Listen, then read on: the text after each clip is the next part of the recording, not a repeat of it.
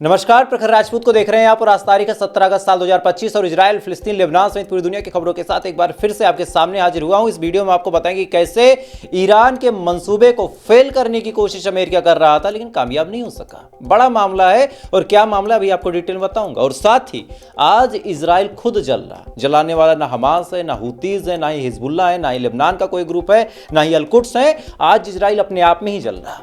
आलम यह है कि नेतन्याहू को डर है कि उसकी कुर्सी ना चली जाए, इसको लेकर उसने बयान भी दिए हैं। क्या मामला ये भी आपको पता चलेगा। और साथ ही इस समय सीज फायर को लेकर क्या बड़ी अपडेट निकल के सामने आई है, ये भी एक अहम खबर है। इसके बारे में भी अभी डिटेल में आपसे बातचीत करी जाएगी। इस वजह से वीडियो को लास्ट तक जरूर देखिएगा, क्योंकि कई सारी अहम खबरें एक बार फिर से आपके सामने रखने जा रहा हूं। लेकिन इससे पहले की खबरों को बताना शुरू करूं, अगर आप चैनल पर नए हैं तो वीडियो को लाइक करके, चैनल को सब्सक्राइब करके अपना प्यार दे दें। और साथ ही इजराइल और फिलिस्तीन की इस जंग में आप किसके साथ खड़े हैं, इजराइल के साथ खड़े हैं या फिर फिलिस्तीन के साथ खड़े हैं, एक बार कमेंट करके जरूर बता दें। क्योंकि जब आप कमेंट करते हैं ना, तो आपका कमेंट हमेशा ही दुआओं का काम करता है। तो आप कमेंट करते रहें, तब तक एक करके मैं आपको खबरें बताता हूं। और सबसे पहली और सबसे अहम खबर निकल के सामने आई है सीज फायर को लेकर। दरअसल आज सुबह सुबह इजराइल ने यमन के ऊपर हमला किया, कुछ पावर प्लांट को टारगेट किया और साथ ही सना में एक एनर्जी प्लांट था उसको भी टारगेट किया, उसको डिस्ट्रॉय किया। यह हमला अपने नेवी द्वारा इजराइल ने किया। अब इस हमले के बाद एक अजीबोगरीब चीज हुई। आमतौर पे जब हमला होता है तो इजराइल की जो आवाम होती है बड़ी खुश हो जाती है, तालियां बजाती है कि देखो कितना बड़ा काम नेतन्याहू ने कर दिया और अब नेतन्याहू को कुर्सी पे बैठे रहना चाहिए। लेकिन आज पहली बार ऐसा हुआ कि नेतन्याहू की सरकार ने, नेतन्याहू की आर्मी ने यमन पे हमला किया। लेकिन इसी वक्त तेल अवीव को उन्हीं के लोग जो इजरायली हैं, जो यहूदी हैं, वो जला रहे थे। क्या मामला है आप थोड़ा डिटेल में समझिए। पहले नेतन्याहू की सरकार ने अपनी आवाम से कहा था कि सीज फायर हम करना चाहते, हमास करना नहीं चाहता। जो आवाम थी मासूम थी या फिर भोली थी या फिर कम जानकार थी, नहीं समझ पाई। उसके बाद क्या हुआ कि नेतन्याहू की सरकार ने आश्वासन दिया कि हमें हमारे हिसाब से काम करने दो, हम बहुत जल्द जितने बंधक हैं उनको आजाद करवा के लेके चले आएंगे। आवाम फिर भी खुश हो गई कि चलो हमारे लोग आ जाएंगे। लेकिन अब जब गाजा को कब्जा करने का प्लान इन्होंने बना लिया और साथ ही लगातार रेड हो रही, लगातार एयर स्ट्राइक हो रही, तब लोग भड़क गए। तब लोगों को लगने लगा कि इस हिसाब से अगर काम होता रहा तो कभी सीज फायर नहीं होगा और जो 50 के करीब जिंदा और मुर्दा वहां पे मौजूद हैं इजराइल के, उनको कोई लाने का जुगाड़ इजराइल के पास है नहीं। नेतन्याहू की सरकार उनको लाना भी नहीं चाहती। कायदे से नेतन्याहू की जो सरकार है वो तो गाजा को कब्जा करना चाहती है, उसको अमेरिका को गिफ्ट करना चाहती है। और यही वजह है कि अब बंधकों की जिंदगी इजराइल की सरकार के लिए कोई मायने रखती नहीं है। अच्छा, ये बात जब लोगों को पता चली तब उन्होंने मोर्चा खोल दिया। आज एक जंक्शन है, कपलान जंक्शन, ये तेल अवीव के सेंटर में पड़ता है। कपलान जंक्शन को पहले आज रोका गया। पहले 100-200 लोग, फिर 1000-2000 लोग, फिर आज 10,000 के करीब लोग ऐसे थे जो कपलान जंक्शन के पास इकट्ठा होते हैं, प्रोटेस्ट करना शुरू करते हैं। बाकायदा मैंने सुबह भी बताया था कि आज इजराइल की जो पुलिस है रैलियों पे नजर रखे हुए है कि कहीं भी कोई भी ऐसी बात ना हो जो नेतन्याहू के खिलाफ हो। लेकिन मामला आगे बढ़ गया। नेतन्याहू की जो पुलिस है उसके बस का रहा नहीं मामले को संभालना। देखते देखते हिंसक भीड़ हो गई। उसके बाद उन्होंने टायर वायर जलाने शुरू किए, फिर गाड़ियों को आग लगा दिया। और इस समय तेल अवीव में उग्र प्रदर्शन हो रहा। जैसे तैसे करके जो नेतन्याहू की सरकार है उस प्रदर्शन से निपटने की कोशिश कर रही है, लेकिन उस प्रदर्शन से निपट नहीं पा रही। आलम ऐसा है कि आज नेतन्याहू को कैबिनेट की मीटिंग बैठानी पड़ी। उस मीटिंग में आज नेतन्याहू को अपना पक्ष रखना पड़ा और कहना पड़ा कि अगर हम आज सीज फायर कर देंगे तो जो 7 अक्टूबर वाली घटना घटी वो घटना दोबारा घटेगी। यानी अपनी आवाम को, अपने लोगों को ये कन्विंस करने की कोशिश नेतन्याहू की सरकार कर रही है कि जो भी प्लान नेतन्याहू बना रहा, जो भी गाजा को कब्जा करने का पूरा प्लान है, ये प्लान बिल्कुल सही है, इस प्लान में कोई कमी नहीं है। लेकिन इस समय इजराइल की जो आवाम है वो भड़की हुई है। इजराइल की जो आवाम है कुछ सुनना नहीं चाहती और वो लगातार कह रही कि अभी के अभी इमीडिएट जंग रोकी जाए, अभी के अभी सीज फायर किया जाए और अभी के अभी हमास से कहा जाए कि बंधकों को छोड़ा जाए। हमास छोड़ने को तैयार भी है, बस एक शर्त हमास रख रहा है कि कंप्लीट सीज फायर हो और साथ ही जो आर्मी घुसी पड़ी है उसको बाहर भेजा जाए। अब इस पूरी अपडेट में एक नई अपडेट आप ये जान लीजिए कि कतर और इजिप्ट ने नया प्रपोजल रखा है। फिर से एक तरह से टेम्प्रोरी सीज फायर की बात की गई है, लेकिन ये शर्त हमास को मंजूर नहीं है। इजराइल का तो मंसूबा ही कुछ और है। आज आप लाइव हिंदुस्तान की एक रिपोर्ट देखिए, इसमें छपा है कि अब आखिरी जंग की तैयारी कर रहा है इजराइल। आखिरी जंग की तैयारी, इस जंग में क्या होगा पहले आप ये जान लीजिए। इस आखिरी जंग में जो फिलिस्तीनी लोग हैं उनको ये आदेश दिया गया है कि आप लोग इस घनी बस्ती को छोड़ के और साउथ वाले हिस्से में चले जाएं, तब आपकी जान सुरक्षित रहेगी। अच्छा, आप एक चीज सोचिए, आपके दिमाग में ख्याल आ सकता है कि अगर इजराइल कह रहा है कि सब लोग और साउथ के हिस्से में चले जाएं, तो अगर ये लोग चले जाएंगे तो जो बचा खुचा हिस्सा होगा उस पर इजराइल हमला करेगा, हमास के बंकरों को तबाह कर देगा और ये लोग सुरक्षित हो जाएंगे। यही आप गलती करते हैं। कई बार ऐसा इजराइल ने कह के फिलिस्तीनियों के साथ धोखा किया है। फिलिस्तीनियों को भेजा जाता है और ज़्यादा साउथ के हिस्से में, उसके बाद फिलिस्तीनी जब उस हिस्से में चले जाते हैं तो फिर अचानक से वहाँ हमला कर दिया जाता है। यानी जहाँ सैकड़ों की तादाद में लोग मौजूद हों वहाँ पे भी बम गिराया जाता है ताकि अगर कोई हो तो मारा जाए।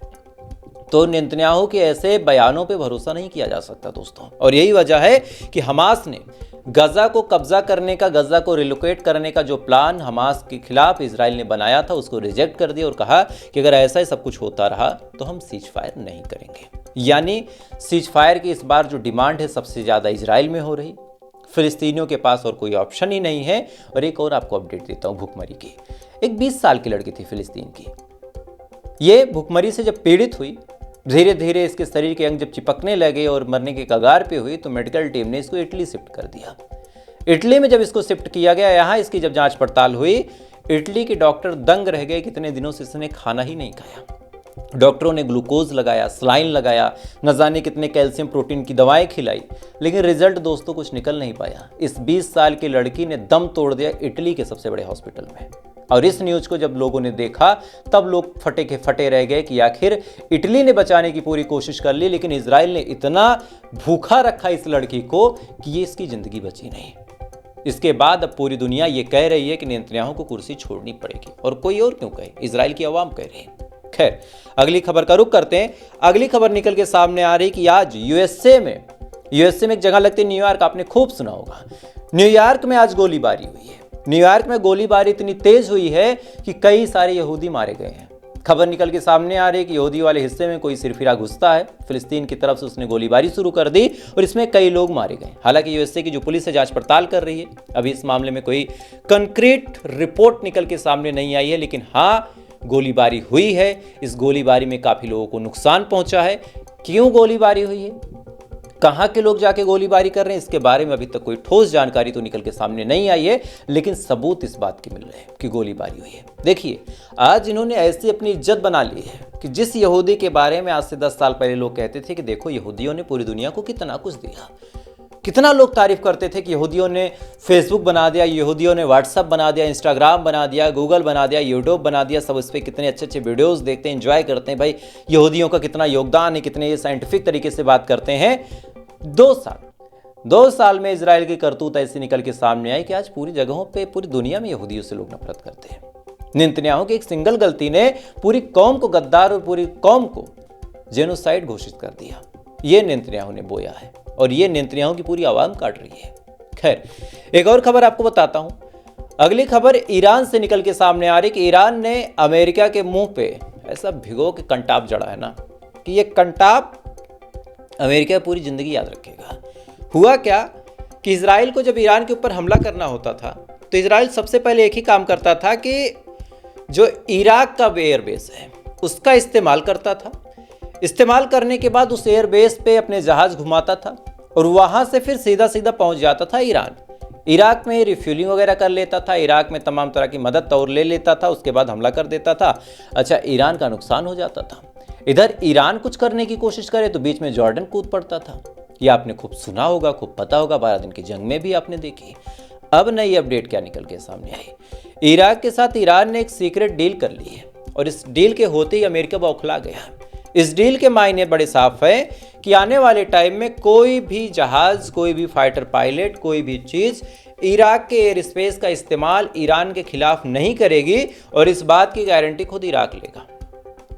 अब इराक ने जब इस चीज़ पे साइन कर दी तो सबसे पहले तो अमेरिका भड़क गया, क्योंकि अमेरिका अपना एयरबेस बना के बैठा है और अगर इराक ने अपना एयर स्पेस ही नहीं दिया तो उस एयरबेस का मतलब क्या बना। एयरबेस का कोई मतलब तो बना नहीं, चूंकि जब एयर स्पेस का इस्तेमाल नहीं तो फिर जहाज उड़ेंगे कहाँ से, नीचे से थोड़ी ना चलेंगे, जमीन पे पैदल पैदल थोड़ी ना चलेंगे। अब इसी को लेकर अमेरिका भड़का हुआ है, इराक को भला बुरा कह रहा है, इराक है कि कुछ सुनने को तैयार नहीं और इसी बात को लेकर गहमा गहमी का माहौल है। मुझे लगा कि आज ये खबर आपको बताई जाए ताकि आप जान सकें कि ईरान ने क्या मास्टर स्ट्रोक खेला है कि इधर इजराइल को पस्त कर दिया, इधर जो मुस्लिम कंट्रीज हैं उनमें एक एकता डेवलप करने की कोशिश की, इधर अमेरिका का एयरबेस भी तबाह कर दिया, न्यूट्रलाइज कर दिया बिना किसी हमले के। चूंकि एयर स्पेस ही नहीं तो नीचे खड़े रहो ना जहाज लेके, क्या दिक्कत है। तो ये अपने आप में बड़ी ताजुब भरी खबर थी, मुझे लगा आज आपको इसको शेयर करना चाहिए। खैर, तो फिलहाल आज की ये पूरी कहानी थी, इतना सब बड़ा डेवलपमेंट आज हुआ है और ये मेजर अपडेट थे, मुझे लगा आपसे शेयर करनी चाहिए। बाकी थोड़ी देर बाद एक बार फिर से आपके सामने जरूर हाजिर होऊंगा। तो अगर आपको मेरी खबरें पसंद आती हो तो वीडियो को लाइक करके, चैनल को सब्सक्राइब करके अपना प्यार जरूर दे दें। साथ ही इजराइल और फिलिस्तीन की जंग में किसकी जीत चाहते हैं कमेंट करके जरूर बता दें। बाकी थोड़ी देर बाद आपसे फिर मुलाकात होगी, तब तक आप अच्छे रहिए, खुश रहिए, ऊपर वाला की